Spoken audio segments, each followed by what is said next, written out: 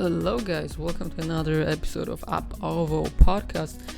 In today's episode I'm going to talk about relationship. So something that bothers us and something that brings us joy. Let's go.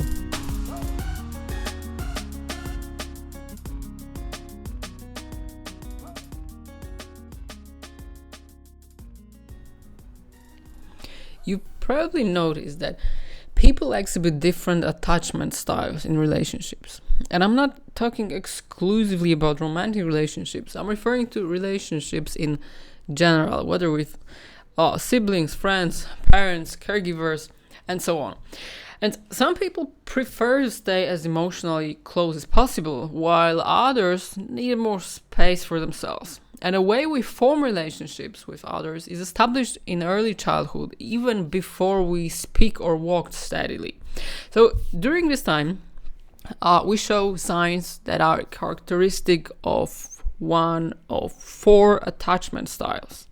In general, attachment styles describe how our early interactions with primary caregivers as infants influence our relationships in adulthood. But before we delve into attachment styles in adulthood, let's start from the very beginning. So with the theory that underlies everything that follows. So attachment theory, in essence, examines the relationships and the bonds between people, such as between a parent and a child or between romantic partners. And according to this theory, people are born with an inherent need to form attachments with caregivers or during their childhood, of course. And this means we need to have a significant person to whom we feel close from birth. And typically, this significant person is the mother, but of course, it's not always the case. But regardless, these early connections can continue to shape our relationships throughout our lives. Well, the person who developed the idea of attachment theory was a British psychologist named John Bowlby. He focused on exploring the anxiety and distress that children feel when they are separated from their primary caregivers. But before Bowlby, thinkers like Freud suggested that infants become attached to sources of pleasure, such as their mothers who satisfy their needs. So basically, the mothers who feed them. As a result, early behavioral theories posited that attachment was a learned behavior, so primarily stemming from the feeding relationship between a child and the caregiver. And according to all these theories, children form attachments to caregivers because they provide nourishment. This is admittedly a somewhat mechanical interpretation of human behavior, so, well, maybe that wasn't the best idea. So, here comes Bowlby.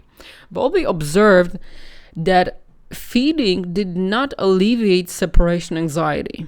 Instead, he discovered that attachment is defined by distinct behavioral and motivational patterns. So, for instance, when children are scared, they seek closeness to their primary caregiver for comfort and care. They're not looking for food. They want to hug them. They want to be somehow comforted. This behavior was observed not only in children, but also in experiments with monkeys that showed a similar pattern. Researchers observed baby monkeys. Some had access to a fake wire mother that provided food, while others had access to a fake mother made of soft plush material. And when the researchers frightened the baby monkeys and observed their reactions, the results were telling. The baby monkeys with access to the soft plush mother immediately clung to her for comfort. But in contrast, those with access only to the wire mother, despite her providing food, did not approach her. Instead, they crouched on the ground, trembling with fear. So this clearly demonstrated that feeding did not have the importance previously thought. An elegant definition of attachment is that it's an emotional connection between individuals. And Bowlby believed that the bonds children form with their caregivers early in life have a significant and lasting impact. And while behavioral theories claim that attachment was a learned behavior, Bowlby and others argued that children are born with an inherent drive to form attachments with caregivers. And in the 1970s, a psychologist called Mary Ainsworth significantly expanded upon Bowlby's original work through her completely pioneering strange situation study. That was the name of the study, strange situation. In this study, researchers observed children around 1 to 1.5 years old as they were briefly separated from and then reunited with their mothers. So children were playing in the research room, then mother went out, and then mother came back, and they were observing the children's reaction. Based on the children's reaction, Ainsworth identified 3 primary attachment styles: secure attachment, ambivalent attachment, and avoidant attachment. And 15 years later, because of replicated research, researchers introduced a 4th style, which is called disorganized attachment. And although the process of forming attachment may seem pretty straightforward, several factors can influence how and when these bonds develop. So, for example, the opportunity for attachment plays a crucial role. So children without a primary caregiver, such as those in orphanages, may struggle to develop the trust necessary for forming strong attachments. And additionally, the quality of caregiving is vital. So when caregivers respond promptly and consistently to a child's needs, the child learns to rely on them, establishing a foundation of trust that is essential for secure attachment. And after more than 50 years of in-depth research on attachment theory, psychologists have concluded that your earliest emotional connections with your primary caregiver can significantly influence your future romantic relationships. So if your caregiver was attentive and dependable, you are more likely to develop secure and stable relationships as an adult. And conversely, if your caregiver was inattentive and inconsistent, you may face challenges in forming healthy adult relationships. So now let's take a look at attachment styles in more detail. What they mean and how we can assess a child's attachment. So the healthiest and most stable attachment style is secure one. So children with a secure attachment style feel safe, valued, understood, and comforted by their primary caregiver. So in attachment studies, in a strange situation study, these children typically cry when the caregiver leaves, but they are easily soothed upon the return. So when frightened, they seek comfort from the caregiver and feel secure enough in their presence to explore their surroundings. A secure attachment style in adulthood means feeling safe and confident in your relationships. So you are comfortable sharing your feelings with partner and close friends. You seek social support when needed, and generally you have strong self-esteem. And this self-esteem doesn't depend on whether others accept you or not. You feel confident enough to express your objections and communicate your needs, even though you know that you may face some kind of disagreement with you.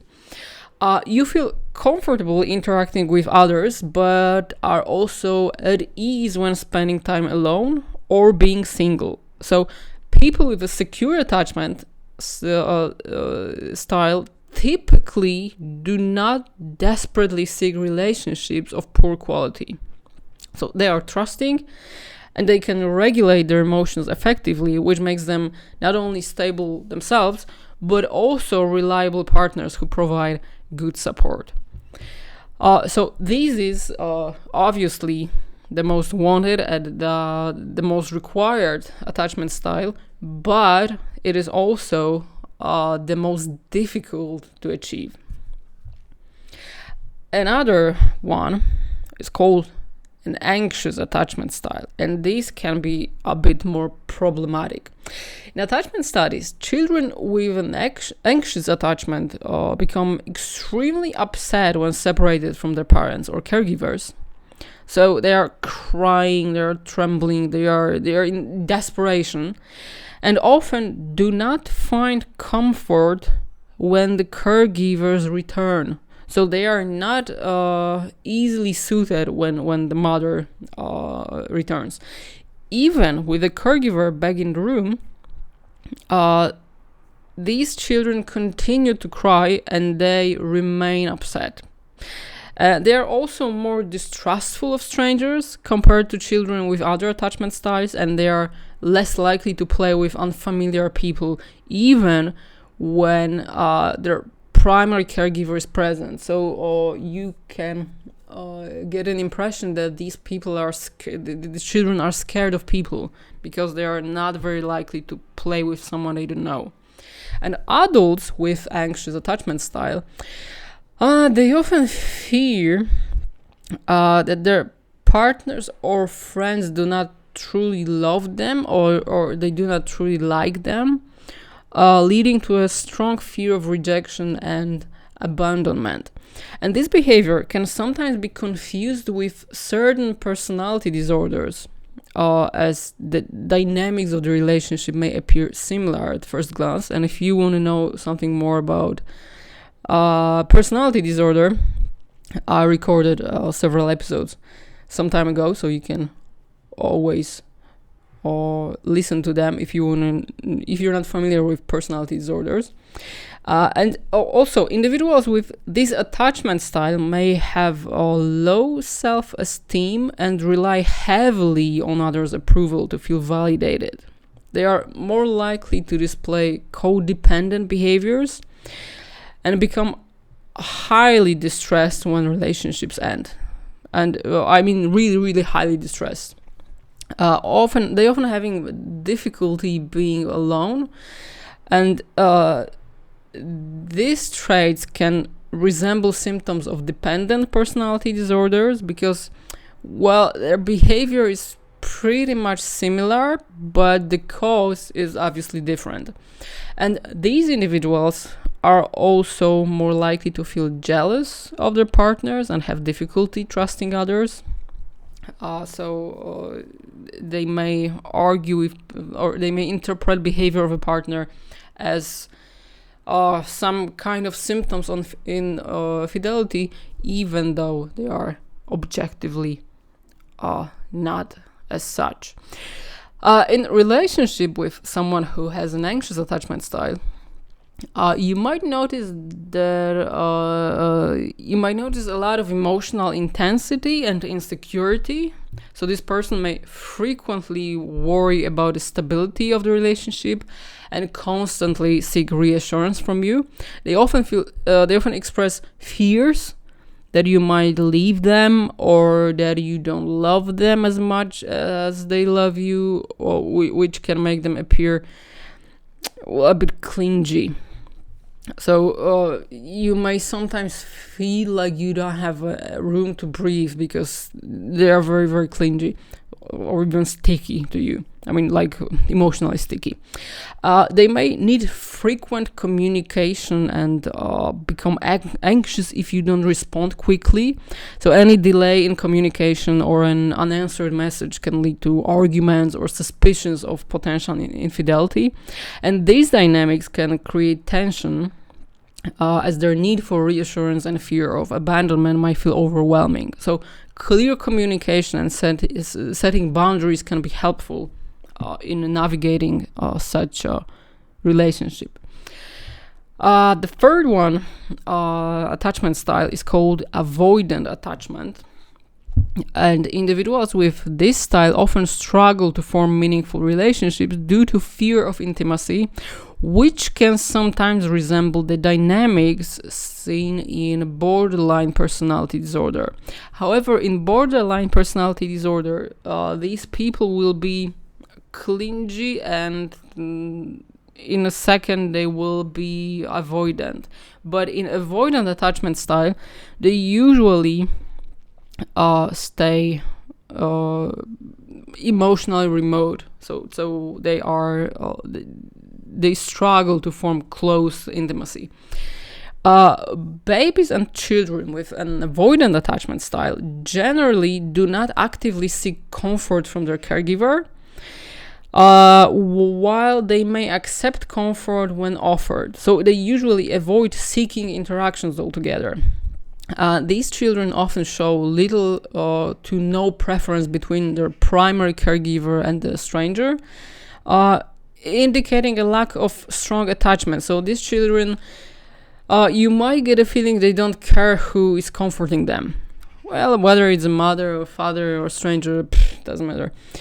As adults, individuals with an avoidant attachment style may avoid intimacy and invest minimal emotion in relationships with partners and friends. So they often have a strong sense of independence and may feel threatened when someone tries to get too close. And this can make it difficult for them to share their innermost thoughts and feelings. And while they are in a relationships because they desire connection and recognize the benefits of bonding with others, they often give the impression of being emotionally distant. So they typically have commitment issues and prefer to maintain their independence. Well, a good example, I remember the guy I knew some time ago, but he's a good example of such avoidant attachment style. His name was Alex, and in his relationship, his name is Alex, he's still alive. In his relationships, Alex tends to keep his emotions and personal thoughts at distance.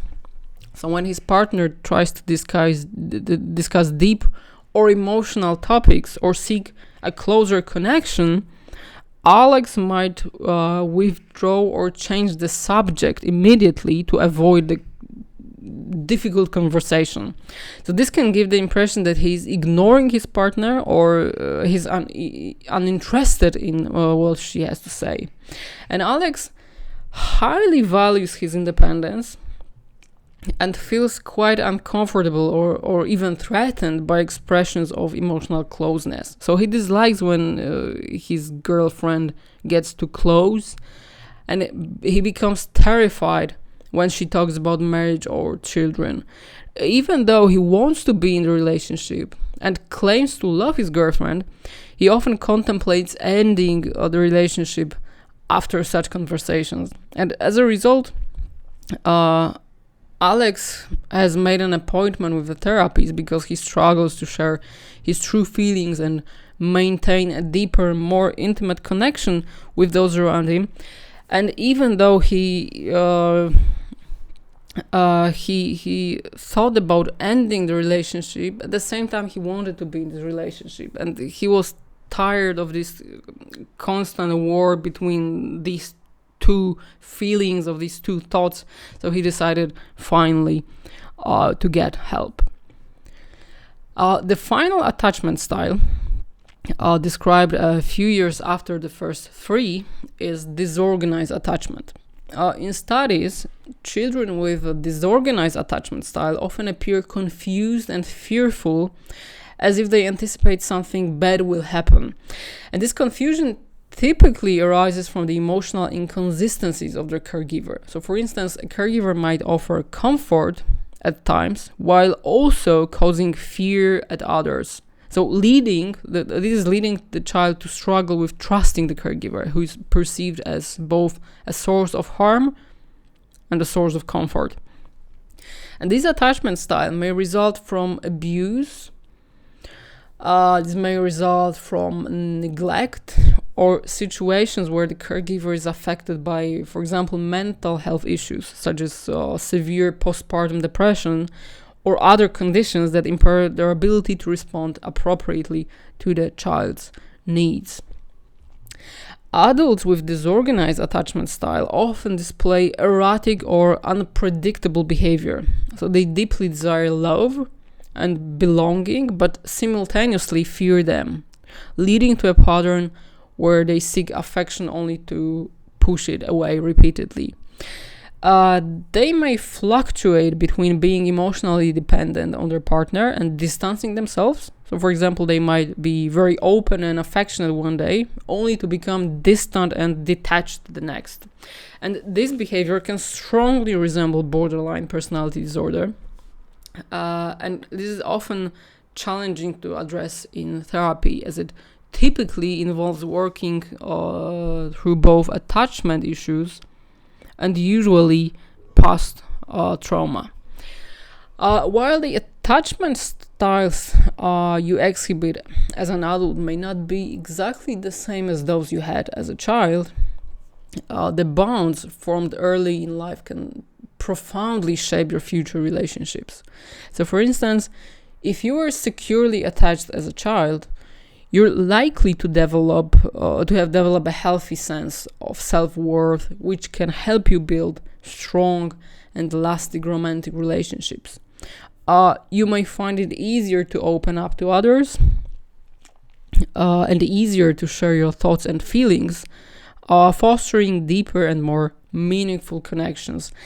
And conversely, if you experience disruptions in attachment during childhood, building relationships might be more challenging and require more effort. However, this doesn't mean it's impossible to form healthy relationships. Attachment style in adulthood is influenced by both early childhood, all the experiences from early childhood, and later life events, making it a very individual case after all. So, attachment style in children is only some kind of indicator of the future attachment in close relationships, but it doesn't mean that if something is wrong with our attachment style, or we have some kind of insecure attachment style, it doesn't mean that it's not going to change. It can change. Maybe it requires therapy, maybe it requires support, but we can change. We can shape our lives. And I think that's all for today. Thank you for listening to this episode. I hope you enjoyed it. I hope that was interesting to you. And until next time, bye bye.